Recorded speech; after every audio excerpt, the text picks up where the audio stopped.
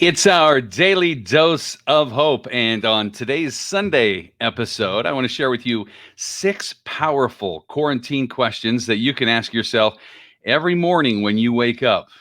6 powerful questions to really start your day out right. So you've already gotten up. Hopefully, it's Sunday. I mean, for heaven's sakes, it's 1:15 Mountain. I hope you're up. Probably still laying in bed, doing some meditation, reading. I mean, it is quarantine season. But I'm going to share with you 6 powerful questions that you can ask yourself each and every morning to get going. I'm also going to share with you a viral video that's just a lot of fun that a music teacher made well, it's taken the internet by storm. And I want to share it with you here on the show today, as well as a very special message for my friends in California and Michigan. So this little lady, who's a music teacher, thought that she would write a song to help explain how she feels during the quarantine.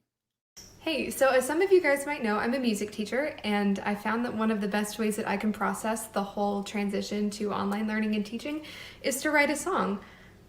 So I wrote a song. I'd like to share that with you guys now. Here we go.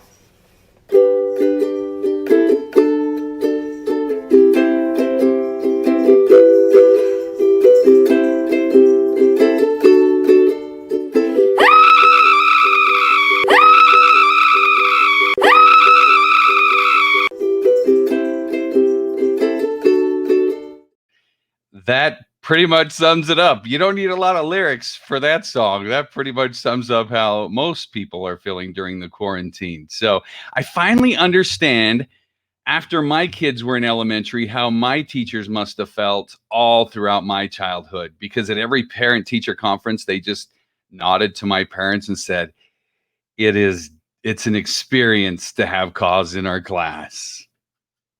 Yeah, they must have learned that in their first day of teaching school, because that's what they all said throughout my entire career. Okay, I have a special message for my friends in California and Michigan. I know that you're on like major lockdown. You can't go to beaches. If you're in Michigan, you can't even get up to the UP or even to your summer cabin home. So I want you to know that Utah is open and you're welcome here. Picture this, your next trip, Utah, 5 national parks. First, Zion. You're walking, the ground rises, the ground drops, the ground becomes water. Next, Bryce. You're riding a mule. You're riding a mule under giant orange drip castles. You are not dreaming. You will not forget this. On to Capitol Reef. Take the scenic route, the really scenic route. Take a path you've never taken and see the stars for the first time. Now for Canyonlands. You're riding a bike. You're riding a bike on Mars. Now you're riding the rapids. Class 2, Class 3, Class 4, Classic. Arches, 5:32 a.m. Some things are worth racing the sunrise for. The horizon lightens. You round the corner. Whoa. This is Life Elevated. The Mighty 5. 5 iconic parks, 1 epic experience. Plan your trip at visitutah.com. So if you can't get out right there in your home state, go to visitutah.com. And hey, bring your family and your tax money here to Utah. And there is nothing better for the quarantine than to get out in the natural sunlight, 6 feet apart, and enjoy God's creation. And we got millions and millions of acres for you here in Utah. So come visit Utah. And if it were the winter, I would tell you, Ski Utah, we've got the runs. But during the summer, it's just Life Elevated. Come get high in Utah. All right, let's talk about those 6 questions that you can ask yourself every day to put yourself in a mindset to make the very most of this situation that you're in. And I know a lot of people are still struggling. There's still a lot of heartache and pain out there. I empathize with all of that. And really, it starts with a proper mindset. So here's 6 powerful questions that you can ask yourself every day. And as you know, good, powerful questions start with how and what, and they cause you to think. So the first question that you should ask yourself when you wake up every morning is, what am I grateful for? And if you're keeping a gratitude journal, that's even better. But the first thoughts of the day when you wake up, what am I grateful for? And it's amazing. The more you give thanks for, the more you'll have to give thanks for. It's that attitude of gratitude that makes you a living magnet for all the good and positive things in the world. So, what am I grateful for every day? And take a mental inventory. Look around and say, what am I grateful for? Am I grateful for the food in my kitchen? Am I grateful for my family that's around me? Am I grateful for the roof that's over my head? What am I grateful for? The sun that is shining. It can be so simple, but start with that daily gratitude inventory, and it will make all of a difference in your life, because generally we wake up with negative thoughts. And during that first half hour when we wake up, and if you're still laying in bed, because you're hitting snooze, think of the mental inventory that you go through of all the stressors and all the things that you got to do that day and all the things that are wrong with your life. Well, it's no wonder then that you turn that molehill into a mountain in about 5 seconds. So stop, breathe. What am I grateful for? And if you're keeping that gratitude journal, make sure you're writing those things down every single day. Next question to ask is, who am I connecting with? In a time of isolation, it's very, very easily to go so introspective and so inwardly that your world can crash in around you. And frankly, and you're all by yourself. So make a conscious daily plan of who am I going to connect with. So whether you plan that at that time in the morning to text or instant message or FaceTime, whatever the case may be, or you're planning it for the next day, but have a plan to connect with people in your life every single day. So if you're still quarantined and you're not going out and you're tired of the same people sitting on the couch every day, and you need to connect with other people, and I'm not suggesting you're tired of those people right there in your own home. That's not what I'm suggesting. But you need to have lots of human connection, especially if you're used to that. Now, if you're an introvert and the new lifestyle is ideal and you'd prefer this, then I guess you can skip this step. But who am I connecting with? And make a conscious plan every day to connect people who are part of your tribe, right? Your vibe attracts your tribe. So who are those people that you can send out those vibes to that will resonate with them and feed back to you what you really need in life? Number 3, the third question is, what expectations of normal am I letting go of today? It's a new day. It's a new world. The world, unfortunately or fortunately, whatever your perspective is, will never be the same. Just like after 9/11, a lot of things changed. Post-COVID, or the new world living in COVID-19, is going to be different. I hear people say all the time, well, I can't wait to get back to normal. Well, what is your new normal? So what is your expectation of the new normal? And what things are you willing to let go of that just will never be again?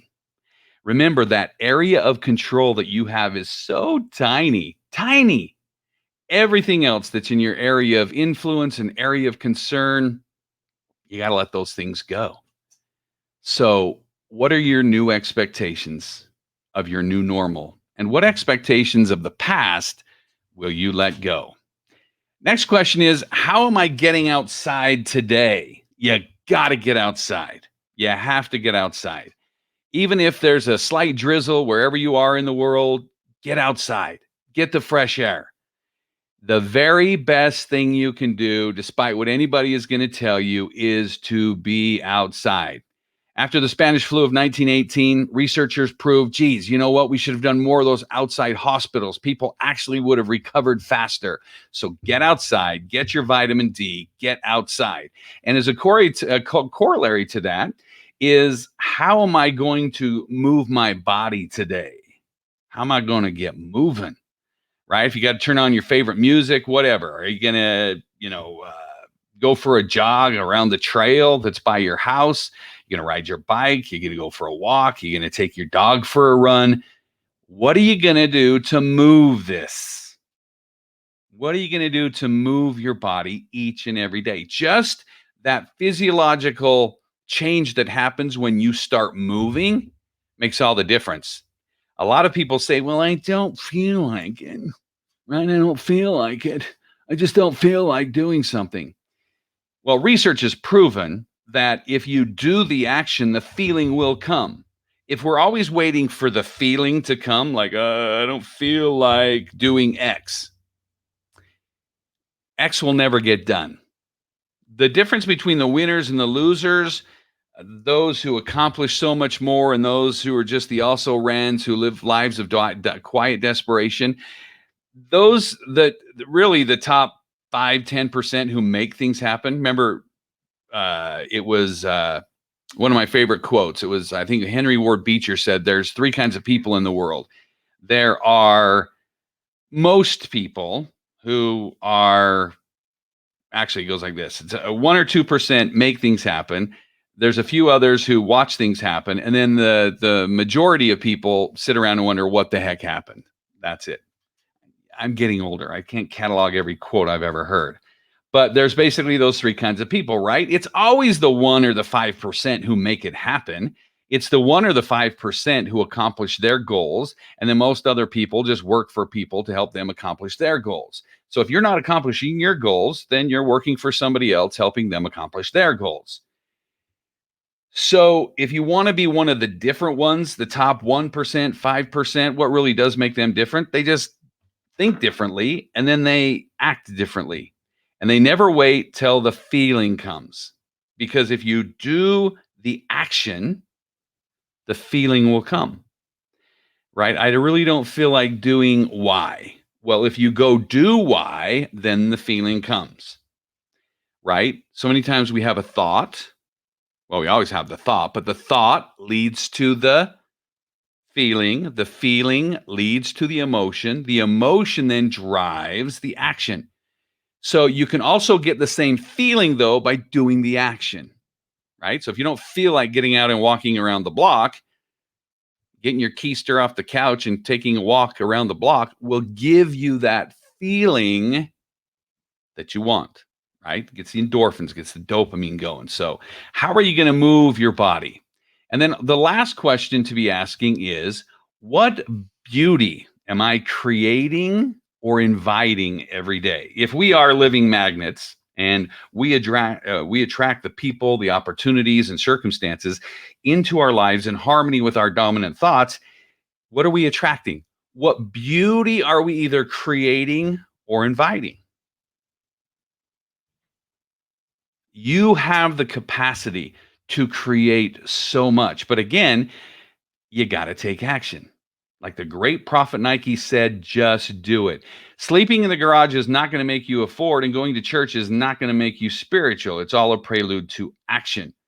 So conscious thoughts, but then you've got to take action and make things happen. And it's easy to be paralyzed, right? Because you didn't start the day with gratitude. You started the day with wallowing in self-pity, in fear that you attracted more and more into that. If you focus on your debts, if you focus on scarcity and the lack of, you actually attract more scarcity, more problems, more chaos, more issues like that in your life. But if you're dwelling on abundance and you're creating, taking action, making things happen, like we said, there are those who make things happen, and there are those who watch what happens, and then there's those that wonder what the heck happened. Don't be one of those who wonders what the heck happened. Get out there and make it happen today. So what will I create? And the beauty of the things that you can create, the things that you can create are beautiful for you. So what are those creations? And if maybe you're not an artisan to make beautiful things, you can certainly invite those into your life. So I'd love to hear your comments as we roll out more daily doses of hope over the coming weeks. What kind of messages would you like to hear? What topics would you like to hear? What kinds of things would be interesting to you? Go ahead, leave those comments right down below this video. If you have a topic that you would like us for me to discuss, maybe a little more in detail, send me a private message. But go ahead, leave some comments below. Also, what do you like about the Daily Dose of Hope? Should it be truly daily? I'm thinking get up every morning and, do a Daily Dose of Hope. And who cares if there's an audience of one? That's all it takes. Maybe there's just one person, right? When I worked in television and I was on the sales side, we're upstairs above the newsroom. Every morning I did my morning drive. It'd play a fun 80s song, do a weather forecast, do a little fake traffic just to get everybody going. So, what would you like to hear? What would you like to see? Love to hear from you. Hey, have a wonderful Sunday. Make great things happen. Remember, life is a do-it-yourself project. And if it's to be, it's up to me. If it's to be, it's up to you. Have a great day.